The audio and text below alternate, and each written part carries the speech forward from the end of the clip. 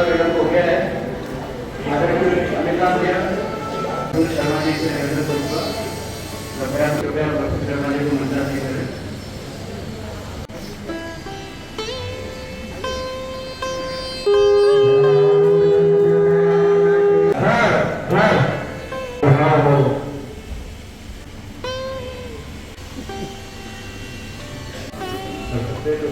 नर्मदा के लिए आपदां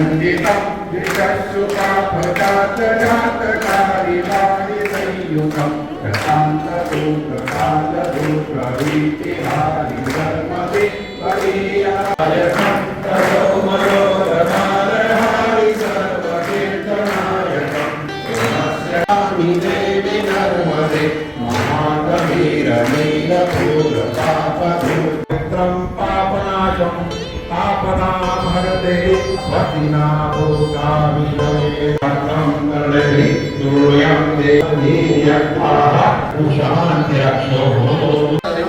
उसके जीवन में नई आशा का संचार करता है। इसी भावना को साकार करने के लिए हमारी आपातकालीन सेवा एक सोशल ग्रुप है, इसकी स्थापना मैं इन सभी का बहुत बहुत स्वागत करता हूँ और आपको विश्वास दिलाता हूँ कि इस लोगों की सेवा को हमें काम करने की कोशिश करेंगे। आप लोगों से सभी से सहयोग की अपेक्षा है ताकि हम इसे और आगे बढ़ाएं।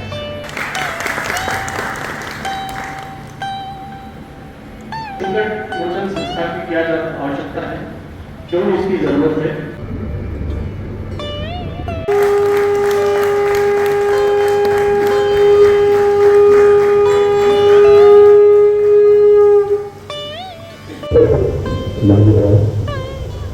कृपया हम सबको अवगत कराने का तो मैं कहूँगा आपने का नोट किया जाता है और बाद विश्वविद्यालय में दीन समाजजनों में सब वकील है, पेशे से समय लेता है। डॉक्टर साहब धार्मिक ऐसे महामंत्री मेरे बड़े थैंक यू। तो शुरुआत है अभी तो आगे तो बहुत अग्नि भगवान।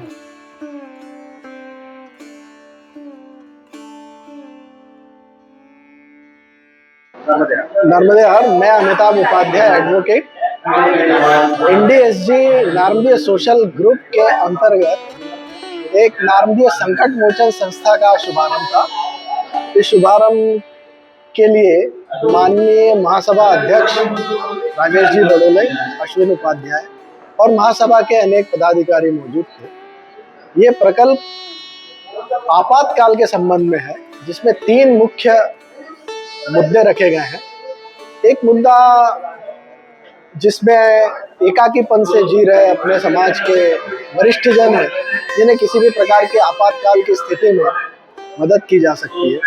दूसरा मुद्दा एक्सीडेंट का है, कभी किसी का वाहन दुर्घटना में या आपातकाल में कोई परिस्थिति ऐसी बनती है जिसमें उन्हें किसी भी एक्सीडेंट के समय, दुर्घटना के समय, घटना के समय ऐसी कोई ज़रूरत महसूस होती है जहां उनके परिवार के जन नहीं हैं, वो हमें, हमारे कार्यकर्ताओं को फ़ोन करके उनकी मदद के लिए कॉल कर सकते हैं। तीसरा मुद्दा सबसे इम्पोर्टेंट है, जिसमें युवाओं में, बुजुर्गों में ये अवसाद की भावना डेवलप हो रही है और अंततः अवसाद जो होता है वो उनकी जीवन लीला को समाप्त कर देता है। ये हमारा अभी मुख्य उद्देश्य है, जिसमें हम पढ़ने वाले बच्चों को, बच्चियों को ऐसी काउंसलिंग देना चाहते हैं कि यदि वे फेल भी हो गए या उनको किसी कारण से पारिवारिक या और अन्य समस्याएं हैं, अभी जो समस्याएं देखने में आ रही है वो कई लव अफेयर्स में फंस जाते हैं, लव जिहाद में फंस जाते हैं, वहाँ प्रॉब्लम्स आती है, तो वहाँ वो अपनी जीवन लीला समाप्त कर देते हैं।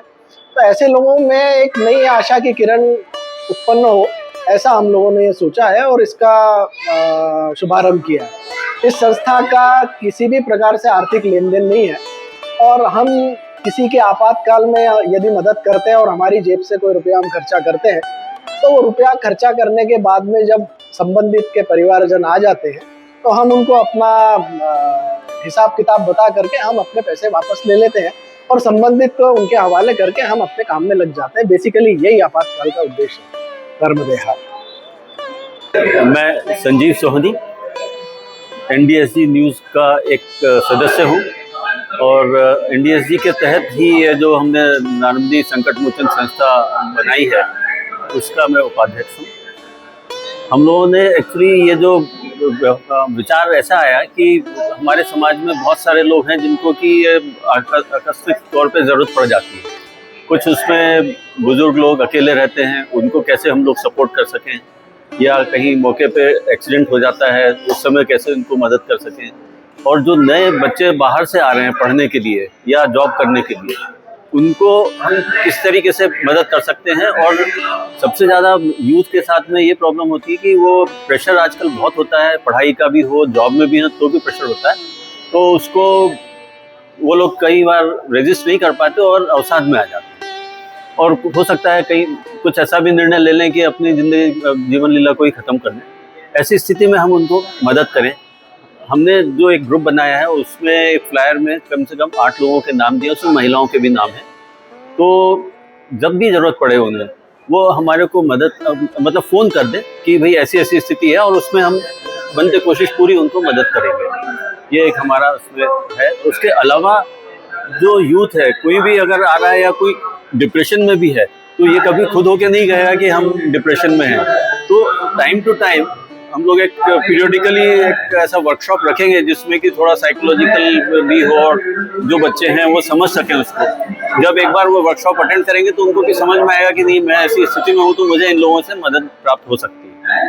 ये कुल मिला के हम लोगों का अभी शुरुआती तौर पे तो ये है, और फिर धीरे धीरे इसको हम चाह रहे हैं कि इंदौर के अलावा बाहर भी कैसे बढ़ाया जाए। इसी के लिए जो अखिल भारतीय नारमदी संस्था है महासभा के साथ में एसोसिएट होने का मकसद यही है कि बाहर से भी जो लोग आते हैं तो हमें तो नहीं मालूम पड़ेगा कि कौन कहाँ से आया, तो वो इकाई के थ्रू अगर आए, इकाई अध्यक्ष का ये जिम्मेदारी रहे कि भाई वो वहाँ से जो भी लोग बच्चे इंदौर आ रहे हैं उनके पास में ये नंबर हो, और ज़रूरत पड़े तो हमारे को वो कांटेक्ट करें। और उसी के साथ में इकाई अध्यक्ष से हम लोग की ये भी रिक्वेस्ट है कि वो जो बच्चे आ रहे हैं उनका हमारे को डिटेल दे दें, ताकि हम अपने पास में एक लिस्ट बना के रखेंगे, तो कभी भी होगा कुछ ऐसे वर्कशॉप होंगे तो उनको बुलाएं और उनको एक ब्रीफ दे सकें। ये हमारा विचार है।